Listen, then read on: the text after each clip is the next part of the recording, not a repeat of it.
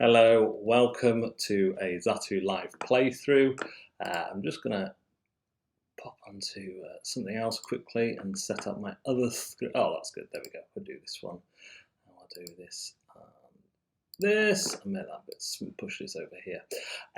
So today, what we're going to do is attempt to play Jaws of the Lion with scenario 3, which is it's a learning scenario, so you're not going to get any spoilers here. You're just going to get hopefully some mistakes that I've made. I've had to do quite a complicated setup, so if I just show you, we've got the map here. Actually, let's go back to that one, how I did it. We've got the map here. We've got, here's the map. We've got, I've set it up as it says. Now, there's only 2 people on the board because we have 2 zealots. This is a door, so until that opens, nothing else appears. Now, I've had a good look round because there's another door here, but all this stuff is difficult terrain. So when this door opens, because the rules don't say anything else, I'm just going to spawn everything because I assume difficult terrain is just difficult to walk on, but it doesn't block vision for now because I haven't been told everything. The rules are doled out slowly, so I've done 2 scenarios. The monsters now have cards instead of just a preset movement. So after I've decided my cards for my characters, the monsters will draw one of their top cards, and it will look something like this. So it'll say exactly what the monster does, and if it's got this little shuffle icon, you shuffle it back into the deck. So we have the Zealots and the Giant Vipers. The Vipers won't activate initially because there aren't any on the board, but they all fit into this little, these little envelopes here which dictate kind of their action.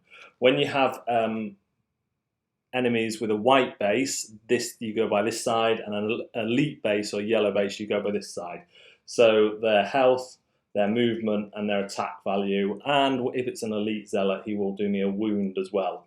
These numbers are just to keep track of all the different standees. So the standees all have numbers on them. This is number 5, so if number 5 takes the damage, I reach over and I pop it on number 5. Same if number 5 takes an effect. There are potentially 10 Vipers, so there's 10 of those. You also have a map which isn't used in a scenario. You just kind of stick the stickers on to show where you've been. I've done 1 and 2. You're only kind of ticking them to keep track of the campaign, so you can use it again. And the stickers do sort of line up. Some of them I've had more trouble with than others, but I am not a great stickerer. You have the main scenario book, which has all the rules and stuff on it, and then in this case, we have a little symbol here which says we have to use the, what's it called? Supplemental scenario book. Now, sometimes this is used to extend the map, but in this case, it just gives me an extra conclusion text and the rewards because it didn't fit on. And then I have the glossary should I get stuck, which I may do because it's been a while. What else is on this map? Treasure chest. I can get that by taking a loot action from my cards or just standing on it at the end of my turn. We have some coins out, and one thing I have forgot is that every time I kill a monster, they drop a coin. So if I kill these guys, they're going to drop a coin. Right, let's flip over to the other, where are we? Scene, and I will show you how the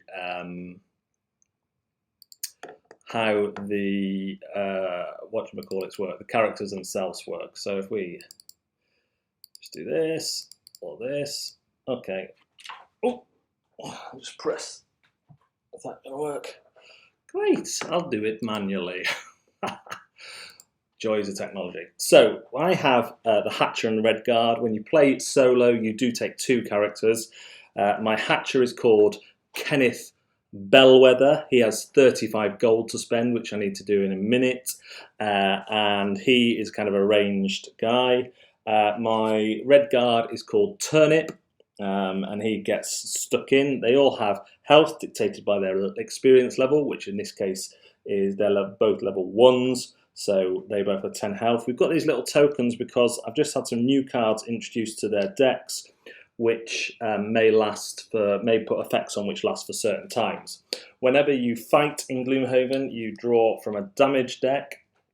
I need to draw out the monster damage deck, which will just give you a modifier to your initial attack, which can be anything ×2, +2, +1, you totally miss, or minuses as well. And curses and blessings will go into those decks too. When you select cards, you'll be selecting from the character's deck, which is, they're all kind of unique to those characters. I'll remove I do need to see how much gold these two have got. Kenneth and Turnip have got gold to spend in the city before we embark on our scenario. So let's show you the cards. So these are some new ones that I got. Whenever you see this icon, that means lost. And one of the mechanics you're going to have to get used to in Gloomhaven is when cards get lost, they're out of that scenario. You cannot get them back. I've not encountered any power that lets me get them back, and it's very much different to discarded. Discarded will come back into your hand.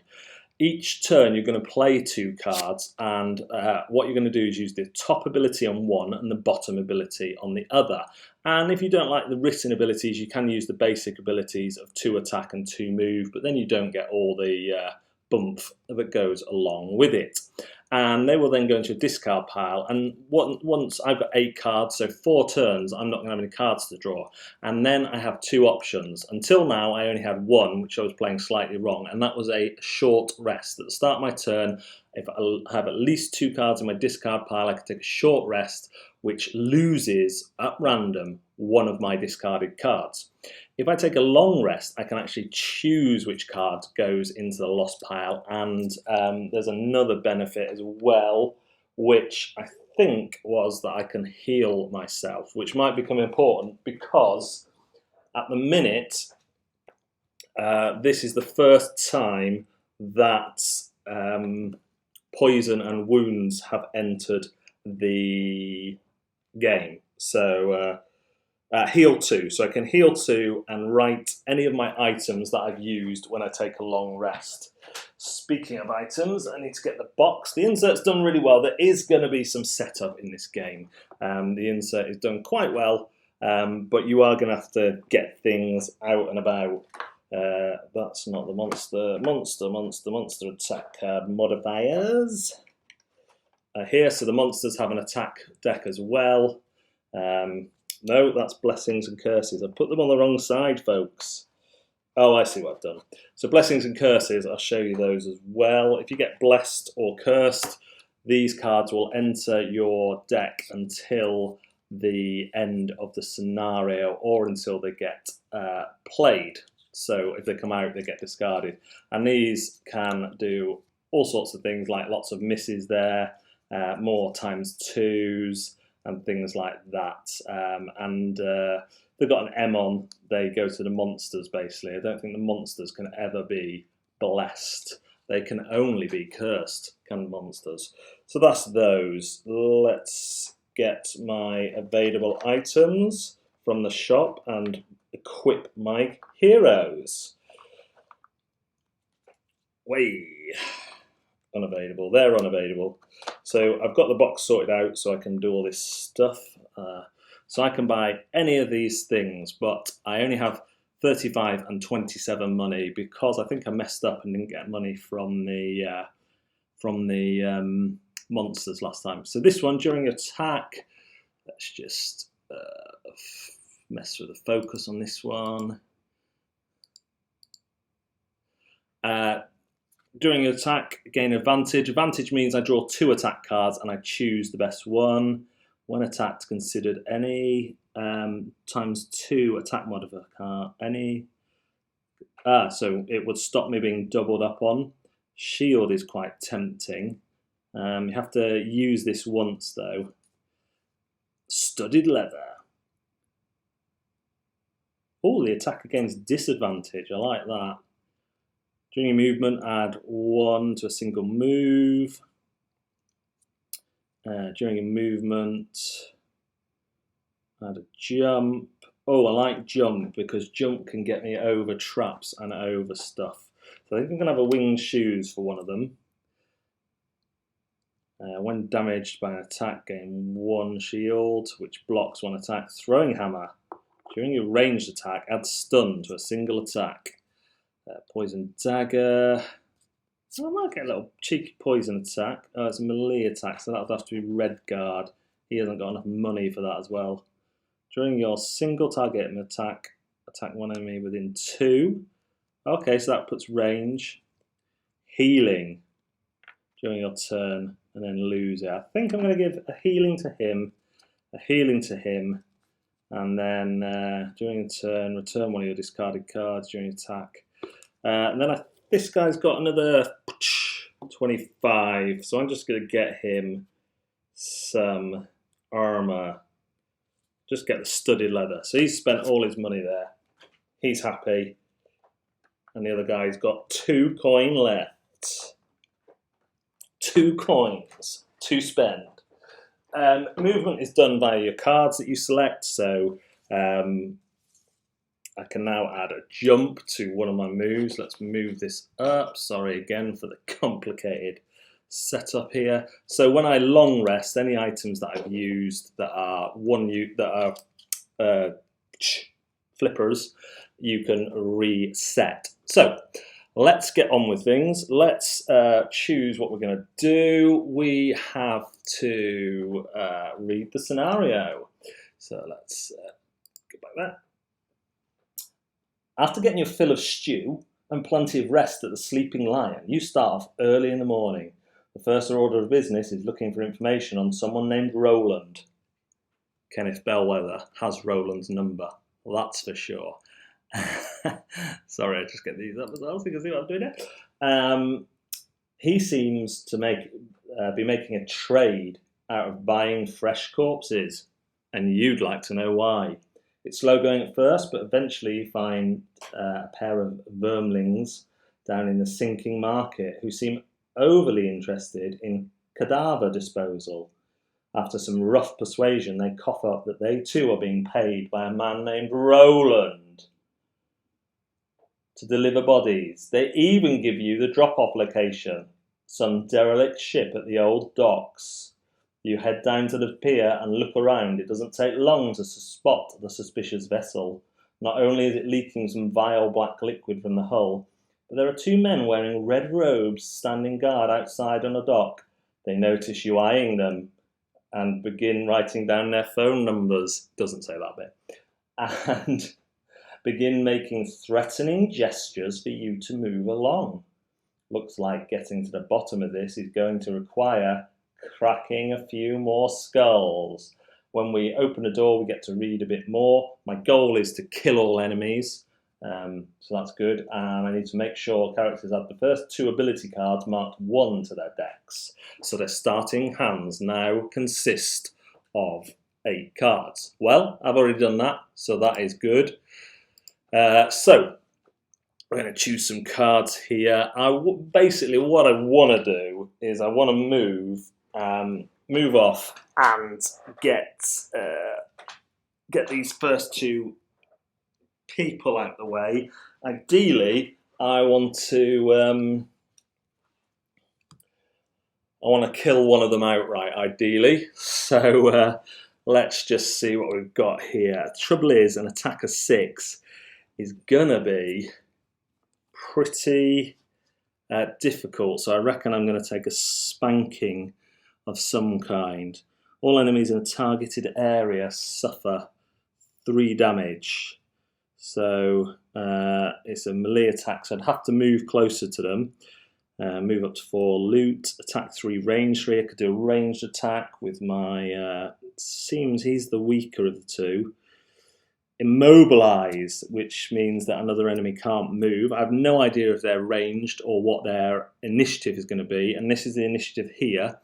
Once I've revealed all the cards, then I will order the round. Disorientating Barrage. Up to 3 enemies within 3 hexes suffer 1 damage each, plus a separate modifier for each and gain disadvantage on all their attacks. Right, that seems really good.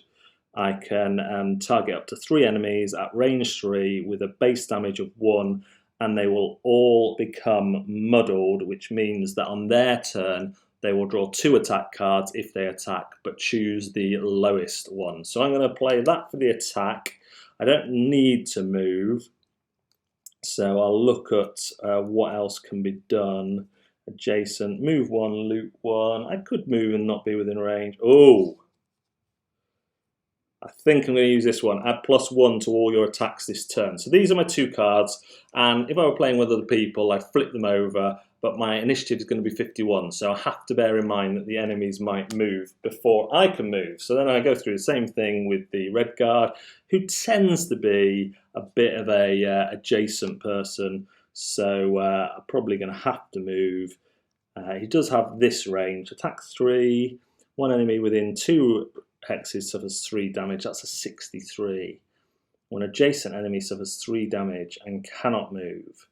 That could be good. It's a 14, but I would have to move first. So let's see what else we got here. Move 4, move 2, and jump. Ooh, attack 2, range 2, target 2, pull 1. Yeah, so what I'm going to do is I'm going to play... oh, that's a 16. I'll play this one for the attack. Adjacent, so I need to move, and I remember I can move a basic 2 on any of these cards, so I'll probably do that. Get rid of one that I don't like the look of so much. Get rid of my healing one. Who needs to heal? So my initiatives are 14 and 51. Remember, I must use top on one ability and bottom on the other, including the basics. So now we need to see what the enemies are going to do. So they will, well, it would just be the Zealots. So I just flip over one. If I shuffle these, shuffle, shuffle, shuffle, shuffle, shuffle, shuffle, shuffle. Let's see. Right, okay, we have heal 1, self, move +1, attack at range 2. And they are 27. So they're going to act before my... before Kenneth Bellwether. So it's going to be Redguard, Zealot, Hatchet Man. We don't do the Vipers because they ain't on the board yet. So Redguard, he is going to take these 2 cards, which I played earlier.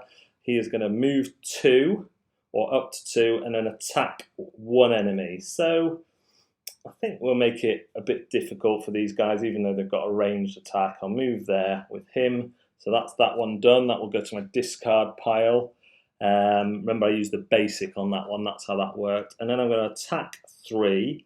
So this guy's going to take a base attack of 3. I'm going to draw from the Redguard's attack value. Do I want to do? I don't want to jump, and I don't want to heal yet. These guys can't poison me or wound me because they are not elite enough. They are not elite enough. And good news about their attack is it starts on a -1. So there's every chance I can get away with murder. Right, exciting times. Mess the sheets. So my attack is -2. So I'm going to do 1 damage to number 1. Put that in my discard pile. So 1 damage to number 1 of the Zealot, and he's going to be immobilized, which means he cannot move this turn. Little token for that is an arrow through his foot, like he's pinned to the floor, like an umpty. So, I mean, that was mildly disappointing. So now we're going to... The Redguard has acted. He's done his 2 actions. So the Zealots are next, and we see that they heal 1 self, move 1, and that they attack. So they're going to focus on the nearest enemy that they can attack. So this guy can attack him. It is a ranged attack, and he would be disadvantaged for doing a ranged attack adjacent to an enemy. So what's going to happen here is normally he would move away to get the advantage again. However, I've pinned him to the floor with my cunning, but he is going to heal 1, and then he's going to attack me for -1 base. So I'm hoping that this results in absolutely nothing. Now, because he's disadvantaged on this go, I draw 2 number cards for him, attack modifiers, I believe they are called, in the parlance of Gloomhaven, and we choose the lowest one. We're in this together, aren't we? Apologies for all the wires and stuff. I've got the most amazing setup going today. This is really something else, with 2 cameras, and my glass of Pepsi that I'm gagging for is holding one of the wires, so you can't see it. But I appreciate this one is sneaking in here like that. I could probably get rid of those. There's also a double-decker wrapper, if you're interested. Right, it's enough shuffling. 1, 2, yes! He does -2 damage to me. Eat that, fool. Okay, and then this one's going to move, and his focus is on the nearest one, so it's the nearest player. He's not quite in range, so he's going to move to here, where, which case the Redguard is in range. He's not disadvantaged because he is not adjacent for a melee attack, so he only draws the 1, and it's a +1. -1 + 1 is 0, so he has done me no damage. That is very lucky. Then we move on to the Hatchet, who is going to choose to attack and add +1 attack to all his attacks. So attack 1 at range 3. 1, 2, 3. 1, 2, 3. I can. He'll just move out the way of all my axes, hopefully, like a good player. So up to 3 enemies within 3 hex suffer 1 damage plus a separate modifier for each. Remember, if I was adjacent to these, it would suffer a disadvantage because it's a ranged attack. So they're both going to suffer a base of 2 because I've added 1 onto all my attacks this turn, and they will gain a disadvantage on their next attacks. So that is really good. It means that they will draw 2 cards and choose the lowest. So let's attack this guy first. I have base of 2 and +1. He takes 3 damage. He's number 1. He already healed 1 damage, the annoying person. He's no longer got the foot problem because he's had his turn. But now he is muddled, which is the question mark token, I believe. Boink. And then for the second, number 2, he also takes 3 damage, which is half his health, and he also is muddled. This little token tray comes in the box, by the way. So I discard those. I discard my cards that I've used for my Hatchet man, who, remember his name. His name is Kenneth Bellwether, and the Redguard is, of course, Turnip. Turnip, I need to remember, has 2 gold left. So that went not bad considering what could have happened. The end of round, I don't think there's anything overly... it's been a long time since I read this book. I went away for a week and I didn't take this with me, which was a mistake, really, because I could. But then I wouldn't be doing this now because I'd be into the scenarios main. Anytime. Oh yeah, so check. So this one has a shuffle back in, so I've got to shuffle that back into there. Go ahead, and that's it. Yep. So just going to shuffle this back into the basic Zealot. I haven't opened the door yet, so no more enemies spawn. And with these two now being only on 3 health each, I should be able to. Our pants, I've done my damage wrong, haven't I? My Redguard should have taken damage because he has a base of 2, -1, +1. So he did do me 2 damage. So my Redguard did take 2 damage. No, what was the first one? -1, -2. So the first one was correct. He was on -2, so that's 2. This one was +1, -1. So yeah, my Redguard did take 2 damage there. I've cheated there. I was playing by the basic rules again. My Redguard would have taken damage. So then I go again. I'm going to choose 2 cards for each player. Obviously, I want to lay down some attacks. If I could get the Kenneth Bellwether in there, I could attack both of them for 3 damage with my close cuts. Okay. Well, that lets me move 3 and jump. That lets me move 3 and push, but I don't want to push.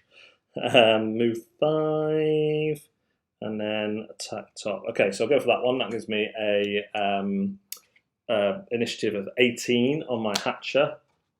My Redguard then, assuming that my Hatcher is going to move first, my Redguard can just go pick up the money or open the door. Should we open a door? Let's open the door. Move 6. Move 6. That seems to move 3. All attacks targeting you gain disadvantage this round. That seems good. That seems good. And then just in case, we will apply a ranged attack in there as well. Oh, but then he acts first. Damn it. I'll put that one. I'll put 32 on top. So I've got an 18 and a 32. We have these guys, so I'm going to turn one of these over, and it's a 27. So the plans have paid off, sort of. Hopefully they'll all be dead by the time they act. So we have Hatchet first, Zealot, and then the Redguard. So I was going to use this one to move 5. I'm going to go 1, 2, and then my attack here, as you can see, is attacks 2 people next to me. They all suffer 3 plus a modifier. So let's see the modifier. And we'll do number 1 first. Overkill, +2. So he's dead. He drops a coin on his space, which can then be picked up. Oh, by the way, I didn't talk about these. These tell you how many enemies to put out. I'll talk about it when I open the door, actually. Number 2, so unless we get a minus attack here, we're going to spank him as well. -2, so he just takes a further 1 damage. He is still disadvantaged, though, fortunately. And that is my Hatchet, Kenneth Bellwether's turn. So then we move on to the Zealot, who is drawn the same bloody card. He's going to heal 1. He is going to move 1 because he wants to do a ranged attack, so he doesn't want to be disadvantaged, even though he will be disadvantaged. They don't stack. But he will move back to there. He was focused on this guy, so this is the guy he's going to attack. He starts at a base of 1. He's disadvantaged, so we draw 2, and we choose the worst one, which is... So it's either a -2 and I shuffle all the damage back in, or a +1. I think +1 is worse because he's on... Yeah, +1 would be worse because it's a -1. So he's on 1, so it'd be 2. So unfortunately, he is going to do 2 damage to me because he's -1 +1, which is 2. So Kenneth Bellwether is taking 2 damage here, which... It's unfortunate, and then he's totally done. I need to shuffle back in this card and the wound cards because the modifier cards, because they both have those symbols on, and the Redguard is now going to take his action, which fortunately I gave myself a little bit of leeway for. Gave myself a ranged attack, so if I don't kill him, I'm going to pull him. Told you he was giving me his number earlier. Or do I want to move through? Now I want the range, so I'm going to attack basic attack 2. Oh, this modifier should come off this guy because he's finished his next turn. That's how effects or conditions work. They come off on the next turn. So attack 2, range 2. I could target 2 people, but can't do that. And then I can push and pull are very good for triggering the traps, which are already on the board. These traps do 3 damage. Treasure chests, you look at the number and you go to the scenario book, and it will, it's either the supplementary book or the appendix, I can't remember. And then the other things are coins. So let's say, let's draw a card. We're not advantaged.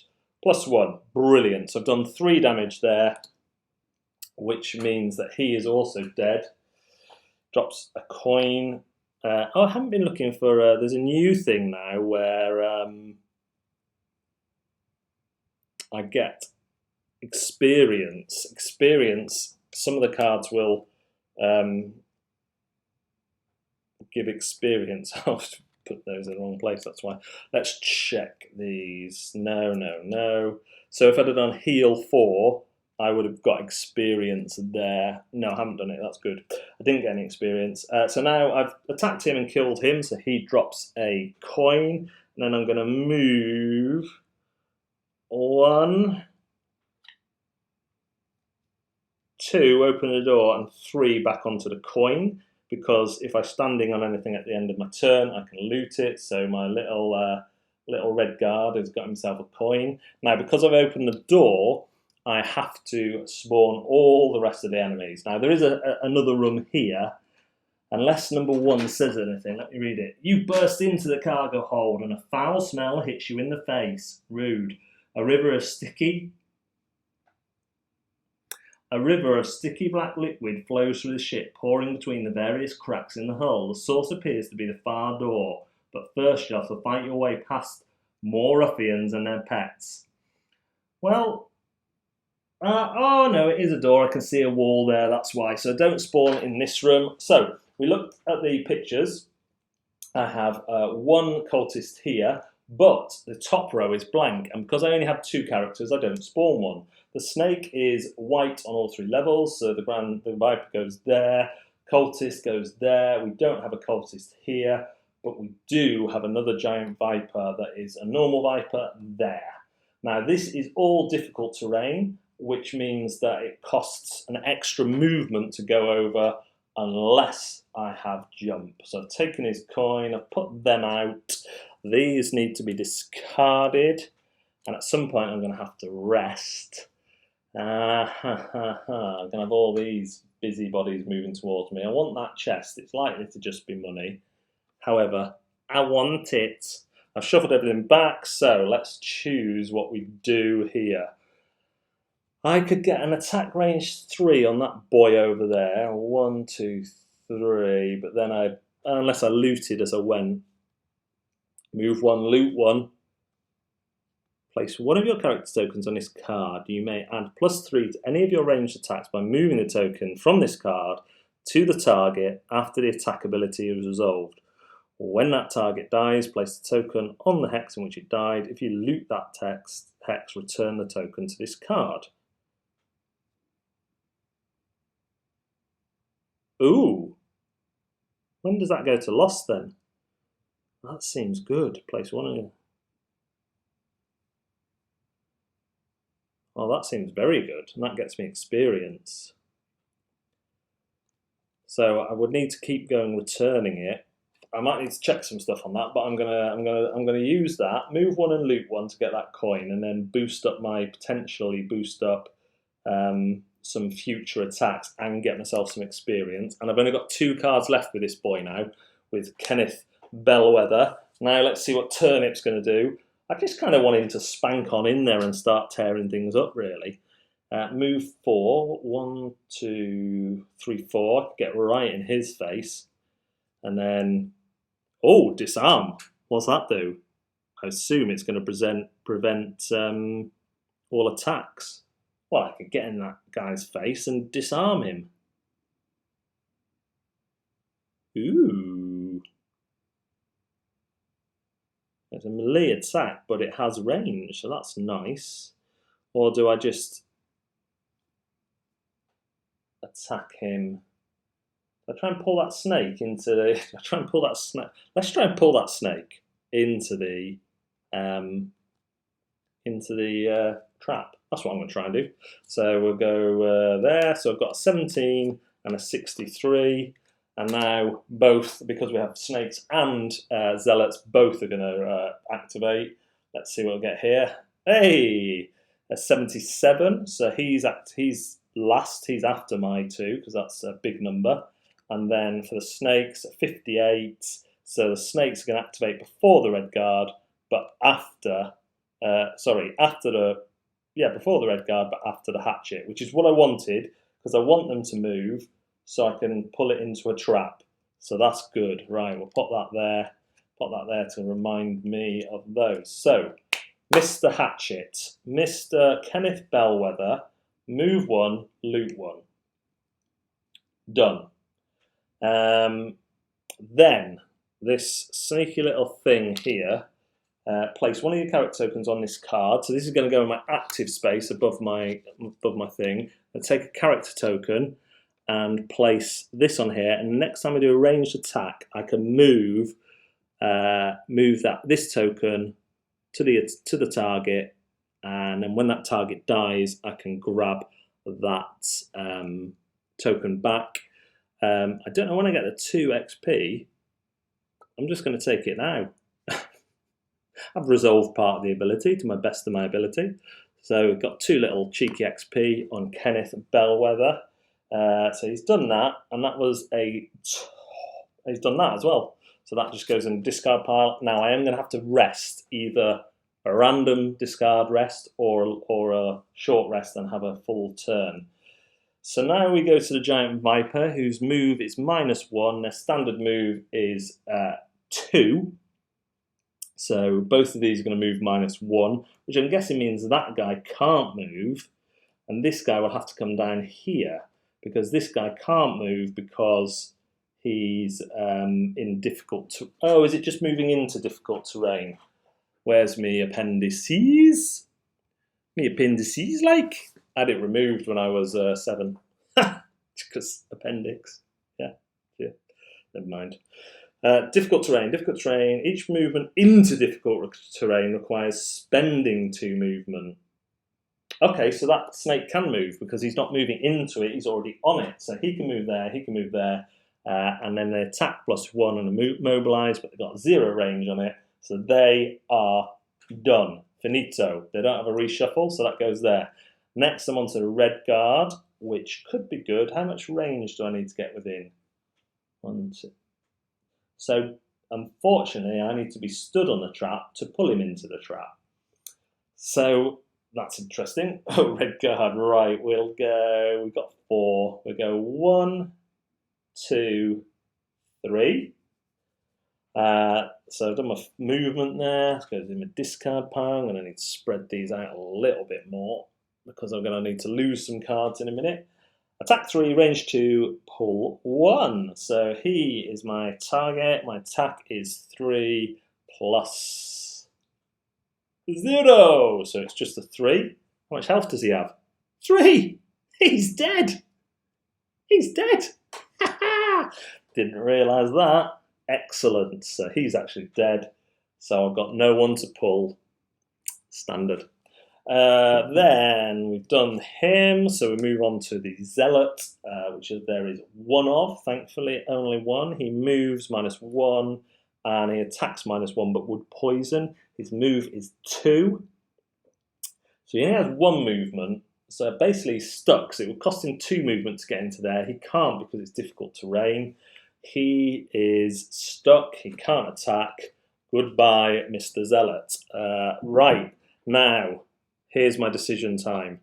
I wanted to check what that ongoing one did, whether I can keep on using that. I suppose it's not relevant until I attack with it, but it did say something about it.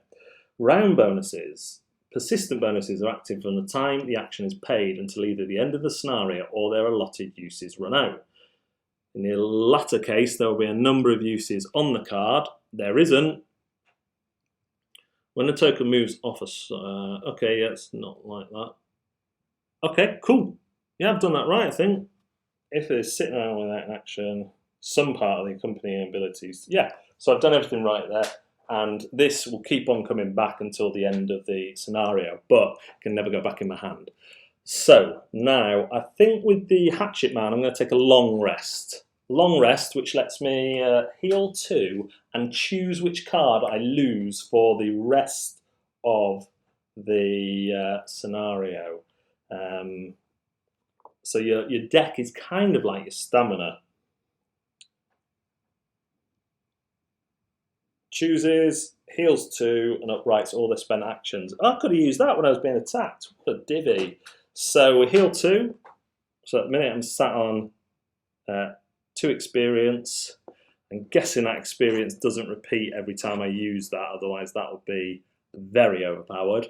And then I'm going to choose one of these cards to ditch. I can move 5 with that one. That is my big mover. Move 4 with that one. I'm going to ditch the healing one because... Oh, I've still got 2 cards left. What am I doing? I'm not even going to... No, I'm not going to rest. I'm going to keep going. Put that back down to 6. Forget it. I've got 2 cards left, man. No, this is a good time to rest, though, isn't it? It is a good time to rest. Yeah. I'm still resting with him. Definitely resting with him. So I'm going to put the that one into there. Regain all my cards. Heal him. He's had his turn. Whereas if I did a short rest, I would still be able to play my cards. With this guy, I'm going to look at his cards. Attack 2, attack 2. They're not. That one moves 6 and I lose the card anyway. Yeah, they're not great, so I'm going to rest with him and I'm going to do a full rest as well. Getting back up to 10. I think I'm safe from the enemies. They seem to be... The difficult terrain is helping me as much as it's hindering them.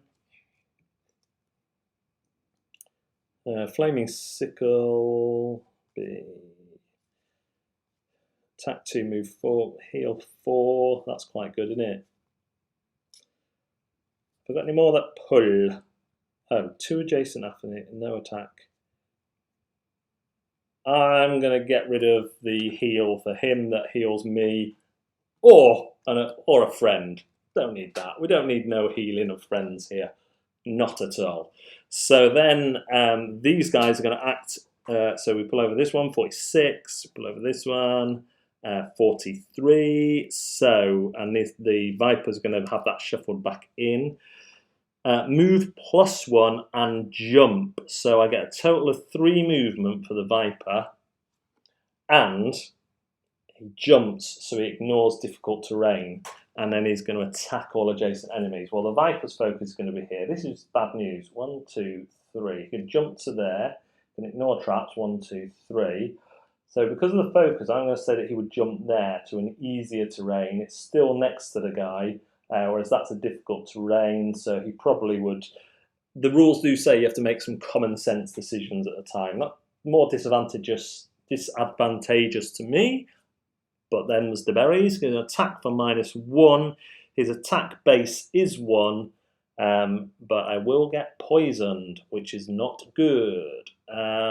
So let's see. He's not disadvantaged. So he attacks me for 1 damage, and I get poisoned. Poison! All attackers gain +1 attack. Prevents healing when removed. So, from now on, my Redguard will always suffer +1 damage when he's attacked. So that's annoying. And he's also taken 1 damage from the actual attack itself, because it was 1, -1, +1. Maths. Love it. Right. That's annoying. Let's see what this geezer does. Attack +1 at range 2, and then muddle 1, 2. So he's not in range, can't attack. Brilliant. But the Viper had the reshuffle on, so at the end of the round that gets shuffled back in. Now I'm going to have to kill that Viper. And next time I heal with the Redguard, I can remove that poison, but I can't then take the healing ability as well. Unlike Wound, when you heal with Wound, you heal it, it just gets removed when you heal.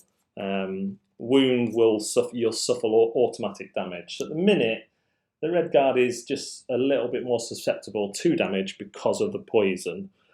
Right, Hatchet, you need to come and throw something at that snake. Attack 3, range 3. And then move 3. Oh, I could push him into the trap and then he'll suffer 3 damage immediately. And then I could attack the Cultists. Let's do that. 24. So I'm going to move and push the snake, hopefully, before the snake moves. And then I'm going to attack the cultist. It's exciting. And then sorry about that, my turnip. What's turnip going to do? He doesn't need to attack that snake. I'd like him to go and get that treasure. That's what I'd like him to do. I'd like him to run around getting treasure. Move 4. It's an 87. I don't really mind when he activates. Potentially, I suppose he's going to be within range of the cultist if the cultist moves first. So I'll put an attack in there as well. A range 2 attack in there as well. Okay, so we have 24 and 87. The Zealot is going to activate on 19. Brilliant.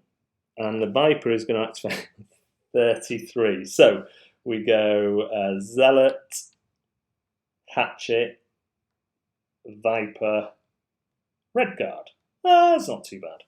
So the Zealot has 2 movement because it's +0 and attack 1, but he's not going to be near. He would have cursed me, which takes one of those curse cards. So he goes there because he can enter into difficult terrain with 2 movement, which is his base. And that's actually quite good because it puts him within range of my Redguard. So he's done. Next is my Hatchet. He's going to move 1, 2, which is adjacent to him, but he also gets the bush. So I'm going to double check that actually because it's got the line. I'm wondering if it's either or, but I'm pretty sure it's both. I've never played actual Gloomhaven. This does make me want to play Gloomhaven actually. I'm finding it really good fun. It's usually quicker. I'm obviously got the cameras to consider while I'm doing stuff. So let me just see if I can find that little dotted line. I've seen it somewhere. Which scenario is that? It must be in somewhere in here. Maybe it was in scenario 3. I'm pretty sure I get to use both and I have to use them in that order. Anyone play Gloomhaven now?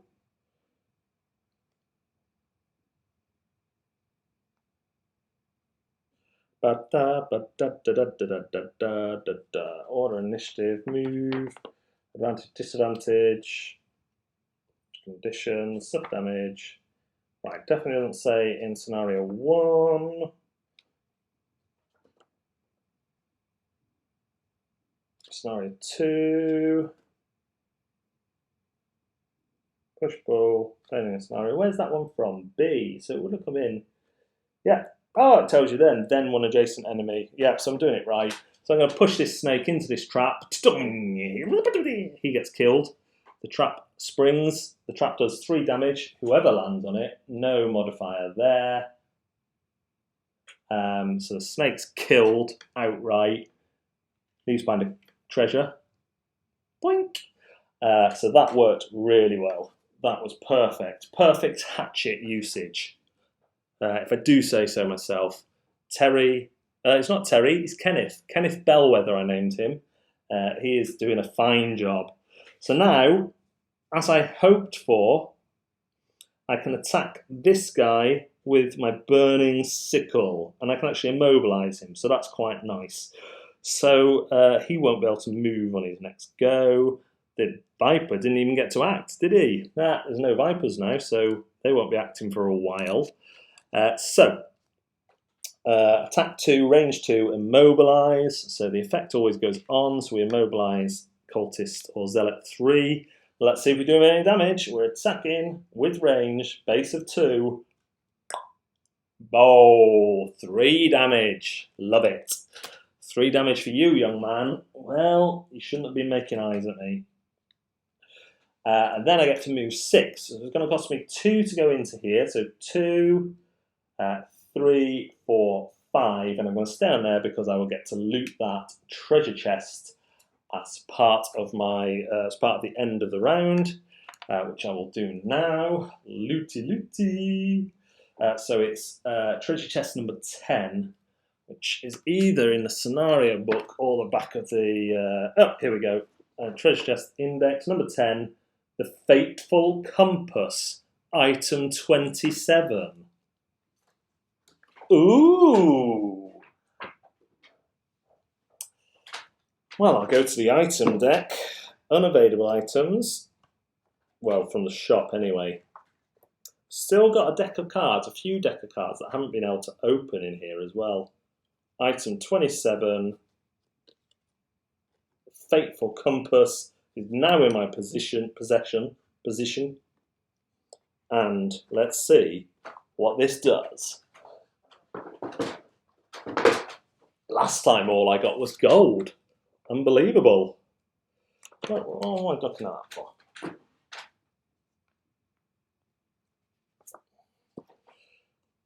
$10, Fateful Compass, yes. Right, worth 25 coins that. I could sell it. During your turn, force one enemy within range 3 to perform a move 2 action with you controlling the action. So I can move someone into a trap. Right, so that's that. We don't need to reshuffle any of these. We just need to choose our next moves. Well, I've got a Cultist to finish off. Attack 2, attack 1. I'm going to go for an attack 3. I need to move next to him. I won't be able to loot if I do that, unless he moves first. So I'll put that one in, and it will give me a move 2, just in case. Just in case he moves closer to me, I kill him, and then I can move. I'm going to have to rest again soon. Oh my goodness me! And with him, I can either go open the door or pick up some more coins. So we will all attacks gain disadvantage this round. Okay, so move 2 and jump. We'll go move 3. Let him move first. Does he have a heal?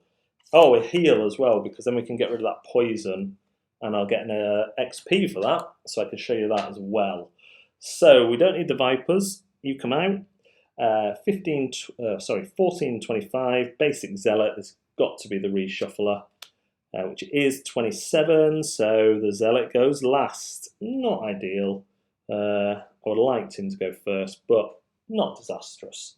So I'm going to heal 1 on self. I heal my poison, but remember that doesn't allow me to heal anything else. It just removes the poison. But because I did that, you'll see this star here. I get 1 experience with my Redguard. So that is always good. I'm going to move 3, 1, 2, and at the end of his turn, he's going to pick up that coin because we want treasure. So those going into my discard pile. Getting low on cards with him again. Then we are doing the Jiminy Cricket guy. What's his name? Kenneth Bellwether. Do you like that name? What would you name your characters? Let me know in the comments. So I can move 2. Oh, I can attack 1 at range 3. No, I think it's better to move and to then attack. So I'm going to move here, adjacent. And then I'm going to attack 3 with a modifier. Last time it was -2 with this guy. This time it's -1. So unfortunately, he's only going to take 2 damage. When did he act last time? He acted first. So he got hit with that, so that happened afterwards. So he can't move, but he can heal, and he can attack me. But because he's adjacent to me, and again he can't move, he's going to attack me at a disadvantage again. So I should have used that power, shouldn't I? Should have attacked him at range and used that power I got earlier. Numpty. So he's going to heal 1. Doink. He's going to move, but he can't because he's pinned to the spot.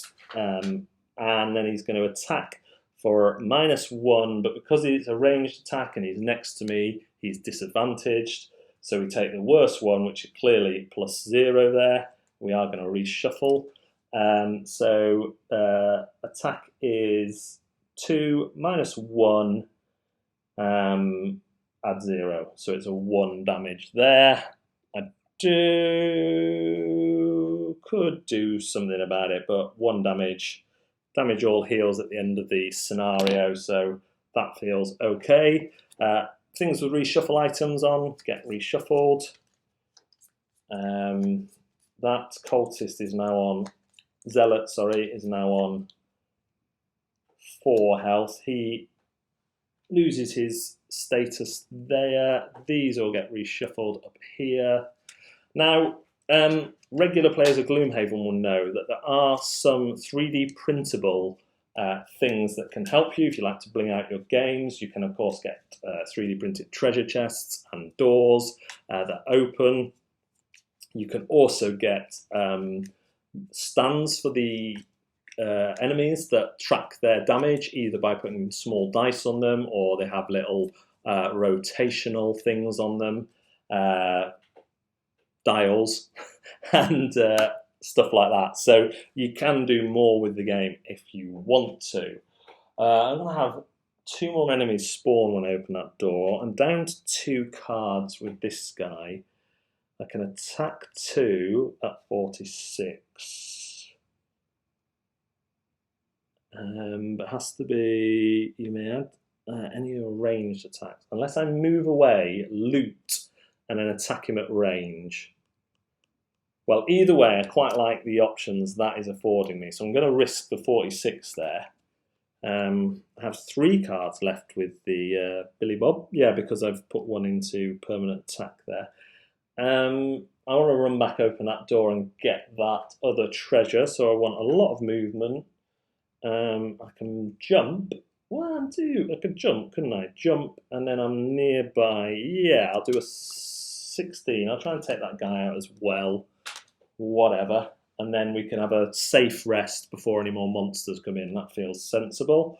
The Zealot card. Now, these are all basic Zealot cards. You get a much bigger deck when you enter the scenarios full. This is the 3rd training scenario of 5.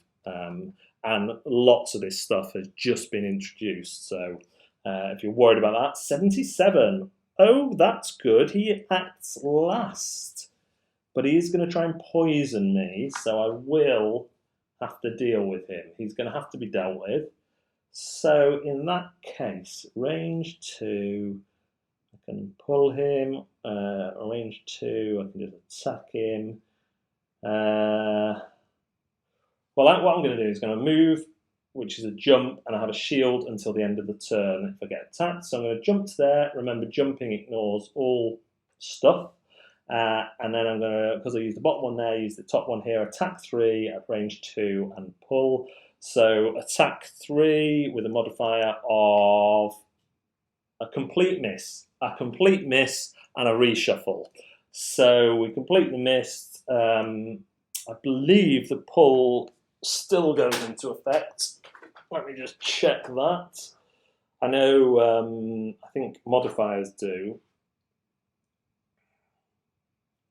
Which, like conditions, have we done conditions?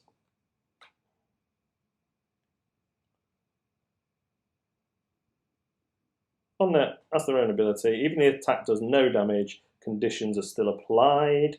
However, if I totally miss, the attack does no damage. Okay, so it just did no damage. So I still pull him. Ooh. Has to be nearer though, doesn't it? So I've got to pull in there really. So that's that guy done. That was rubbish. Rubbish! Now I'm adjacent. So I could attack 2, or I could move 1, loot 1, and then attack disadvantaged at range. However, if I attack, right, this is what I'm going to do. I'm going to attack with this top one and add 1 to it. So it's a 3 straight off. Plus 0, so it's a 3 damage. It's an adjacent one. He only has 4. So he's out. Goodbye. Coin drop. Ding! Then I get to... I've used them both, haven't I? So that's that. Shouldn't have, didn't need to. Could have moved and picked up some loot. Rookie error. I am indeed a rookie. So that's the end of that. I do need to shuffle the Redguard's damage modifiers because he just did no damage. He just missed.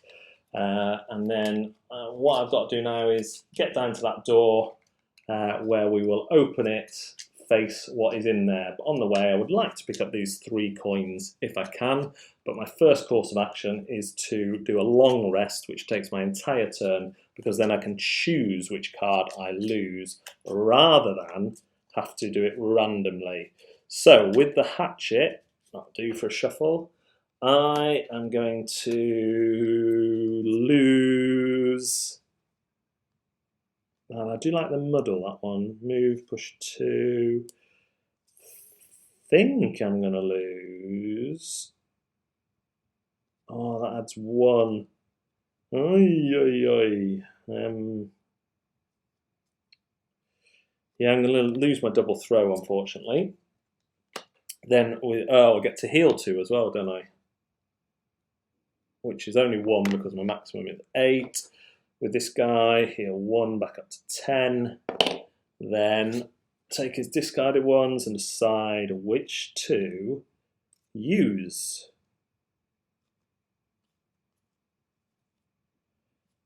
Which to lose. Disarm is useful, but that gets lost anyway if I move a 6.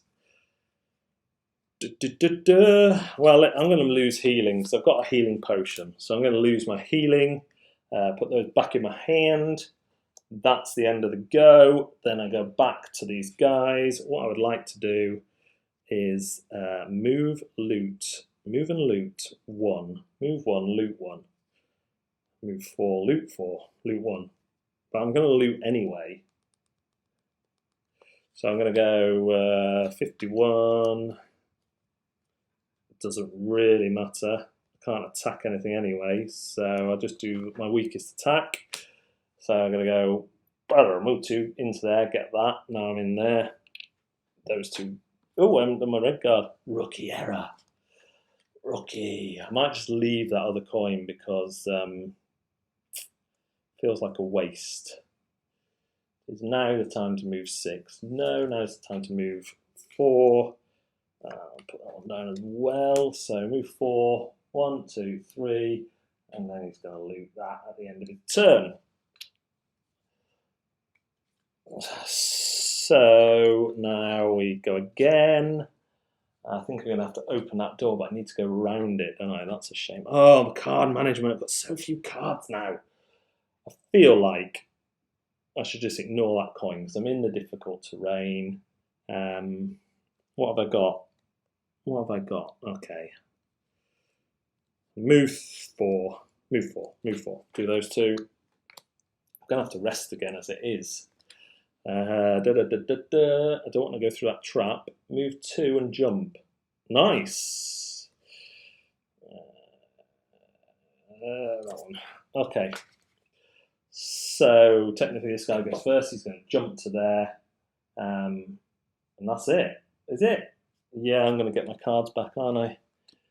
Ooh, this guy is just going to move 4. 1, 2, 3. He's just going to move 3. Okay, so before I open this door, I'm going to do another long rest. And then my Redguard can burst through the door. I won't lose any of these. I'll lose that one. So now my Hatchet man is down to 4 cards in hand and 1 card above that's a kind of active card.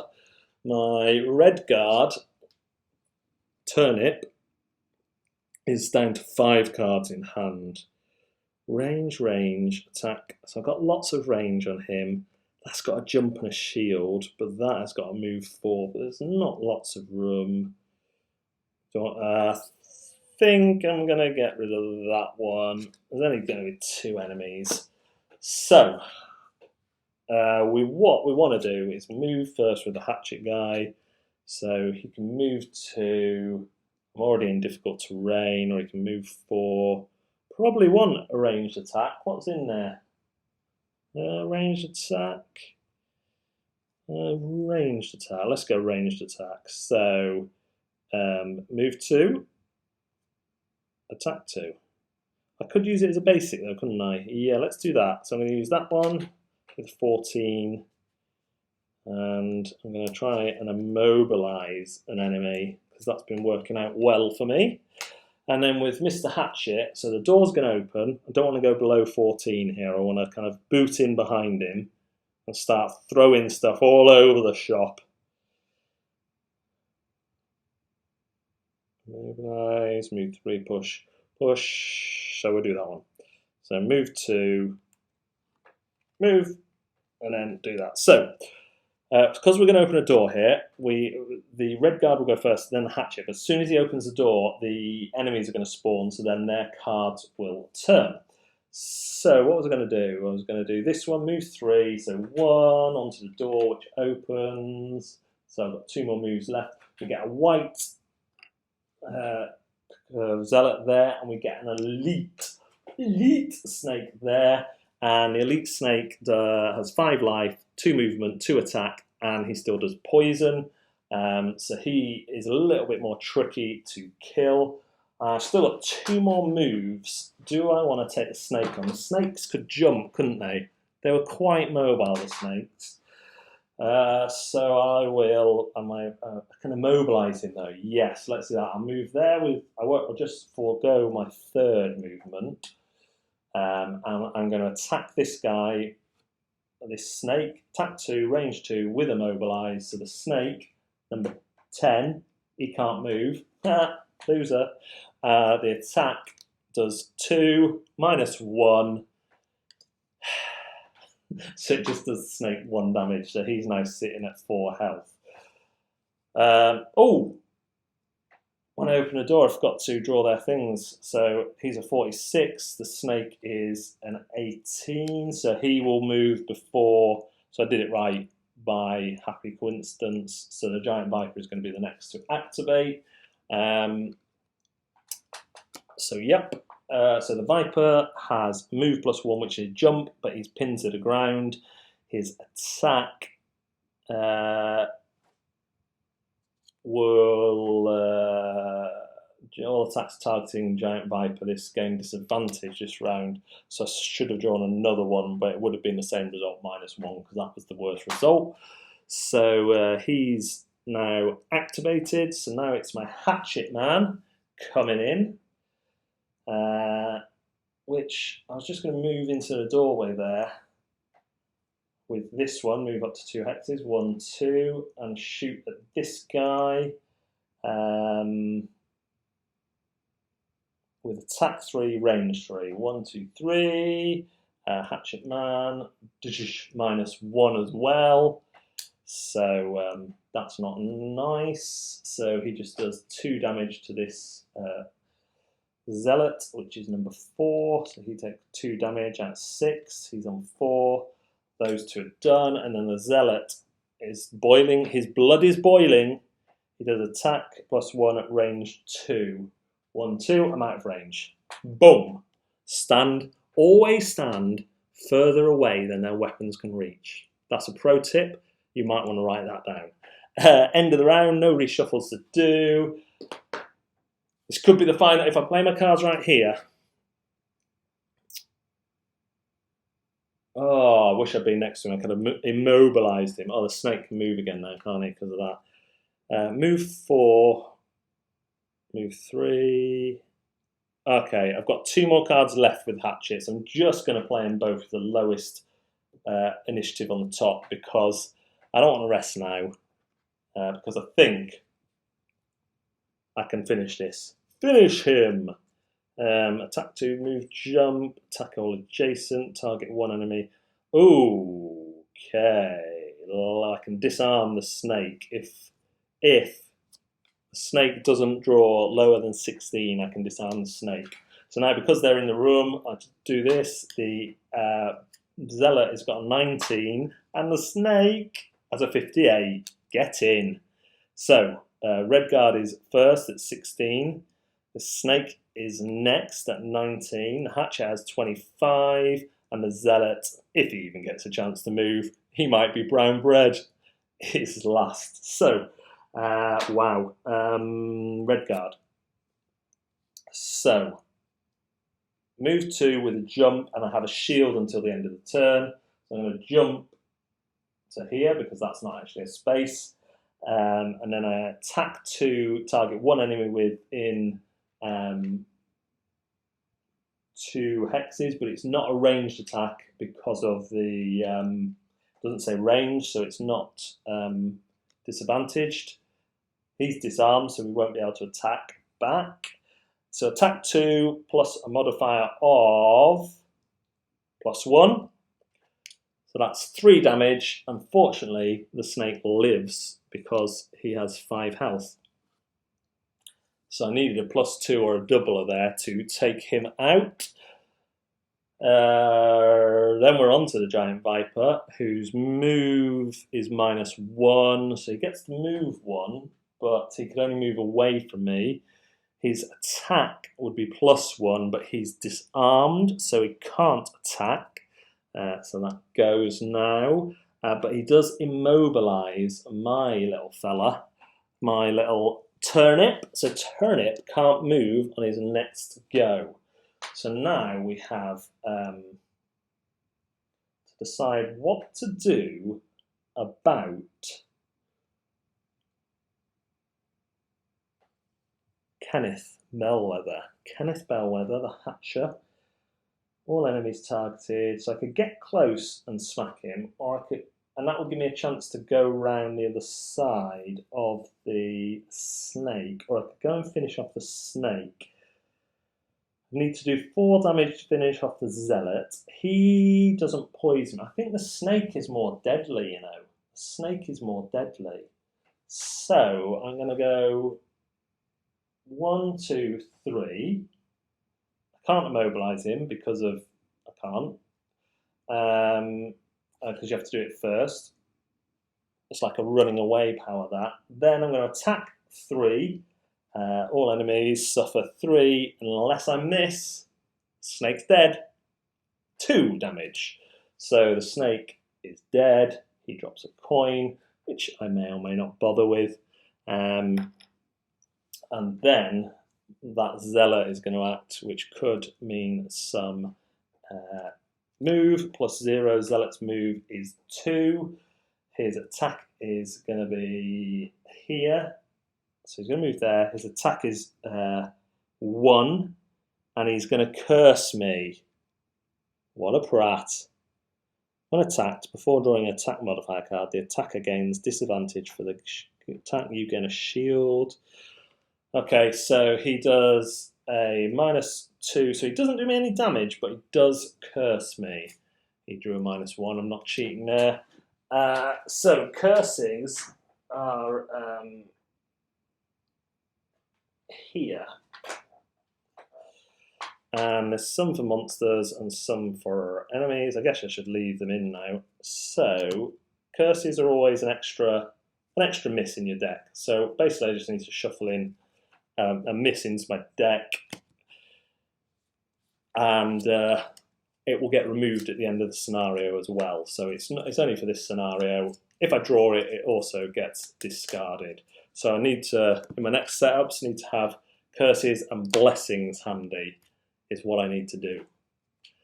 Right, so unfortunately I've got another go. So I didn't expect this. So what I'm going to do is just short rest, because I don't want to give this cultist much to do. So in a short rest, I take my discard pile, I take 1 at random, and I put it into the lost pile. If I want to keep that card, I can take 1 damage to take one of the other cards at random. So in this case, it's an attack 2, move 6. I'm not overly bothered about that. That's not bad for him. For the Hatchet man, I turn him over. I saw one there, which I quite like, so I'm going to shuffle them up. And then I'll take 1 at random. Attack 3, move 3, push. I'm just going to let that one go. I've got 3 cards now, so let's choose what I want to do with Hatchet. If I move away and attack him, which I can't really do, so let's just play for... Oh, I could immobilize him, and then, yeah, let's do that. We'll do that. 25. Then with the Redguard.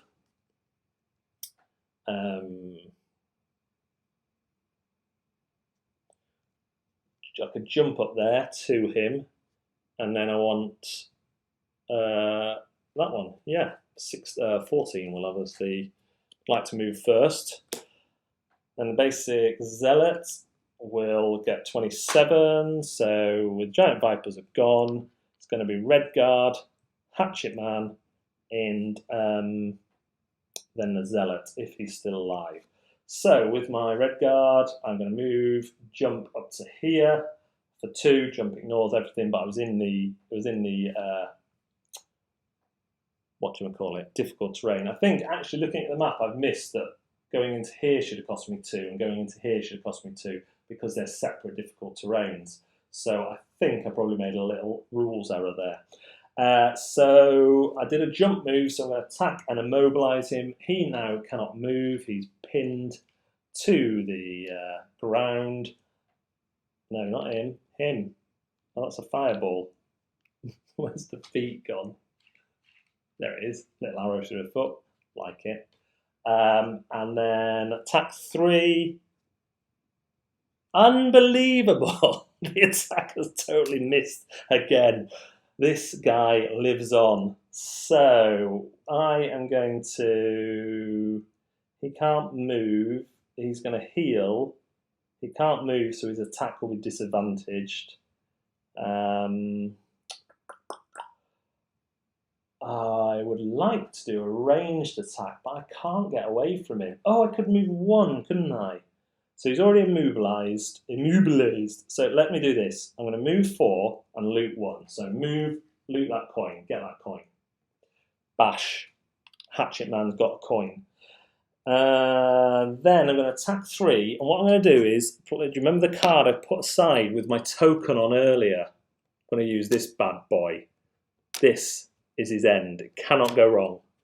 Place one of your character tokens on this card. You may add +3 attack to any of your ranged attacks by moving this card, the token on this card, to the target after the attack ability is resolved. When that target dies. Okay, so this is going on here to symbolise that I'm doing +3. So I'm attacking for 6 at range 3 with this modifier. I've just realised there is one way this could go wrong. It's not that. He takes 5 damage. He only has 8. He's already on... What? Nuts! He's not dead. 6 minus 1 is 5. I can't add. So he gets 5. 5 add 2 is 7. So we want 2 3s and a 1. He isn't dead. I can't do my maths. Gutted. Yeah. So now he's going to move. He's going to heal for 1. He is causing me issues. He won't move because he's pinned, and he will attack -1. Now he is range 2, so his preference will be this guy because then he won't be disadvantaged. So it's a base attack of 1, -1. He attacks for 0. Lucky escape. But now, what's happened is I have... Oh yeah, discard these. I've only got 3 cards left with the Hatchet Man, so I'm going to have to do a random one. I'm surely going to get him for 1 on this last one. So, bang. Let's get rid of that one. So I've only got 2 cards with Hatchet. My Redguard doesn't need to rest. This guy's going to shuffle up his action cards. Man, going down to the wire. I've only got these 2 cards. I'll just play them, see what they are later. Redguard has only got 2 cards. I'll just play them, see what they are later. And then I'll flip over the Zealot. He's a 27. Oh man, this guy's doing my head in. He's moving first because he's 27. So it's going to go, and then Redguard, then Hatchet, and Redguard. So he's healing 1 again. Little idiot. He's not pinned anymore, so he can move +1, which he probably would move to there, to be fair, because he's away. He can attack any of them then. But he was ranged in on the Hatchet Man, so he's going to attack him. -1, range 2, +0, so he does me 1 damage to my Hatchet Man. Then that's going to get shuffled back in if he's still alive. Let's see what I've got. I've got move 2, I've got ranged attack, mobilise 1 target. Okay, I'm just going to attack him with 3 at range 3. +0, he takes 3 damage. That is him dead. He drops another coin.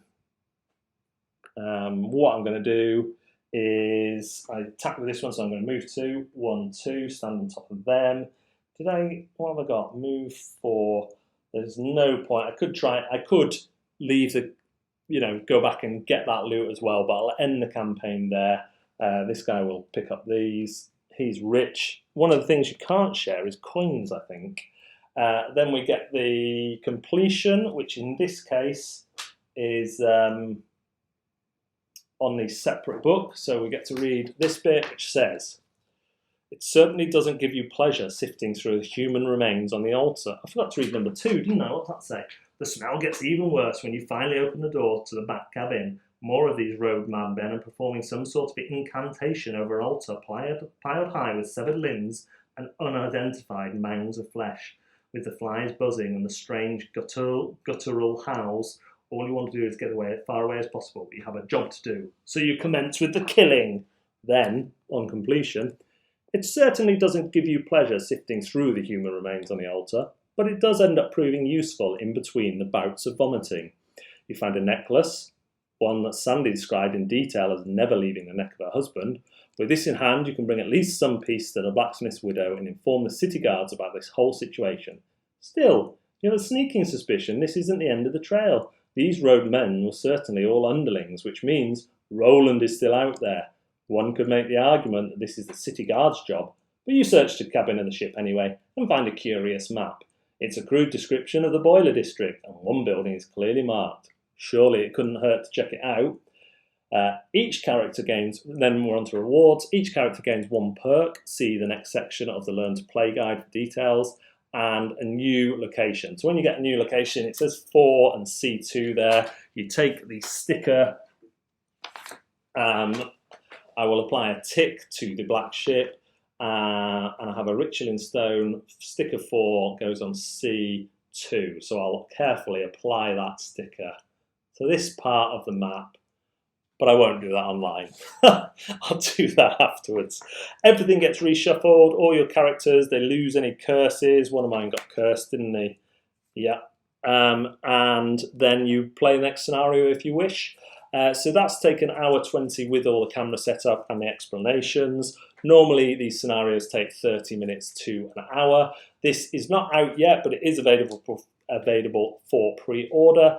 And we have a range of dates going from 20th of August to the 1st of September, but it looks like it's in that bracketed time of 20th of August onwards, and the latest date I've seen is the 1st of September.